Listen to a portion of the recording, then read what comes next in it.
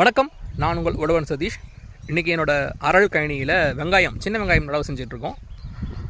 அதுக்கு நடுவில் ஊடு பயிராக பார்த்தீங்கன்னா துவரையும் செய்கிறோம். ஏன்னா சின்ன வெங்காயம் 2 மாதத்தில் அறுவடை ஆகிடும், துவரை 5 மாத பயிர். இது அறுவடை ஆகிட்டு அதுக்கப்புறம் அது வளர்ந்து நம்மளுக்கு கூடுதல் மகசூல் கொடுக்கும். இது எப்படி நடவு செய்கிறோம் அப்படின்றத இப்போ பார்க்கலாம்.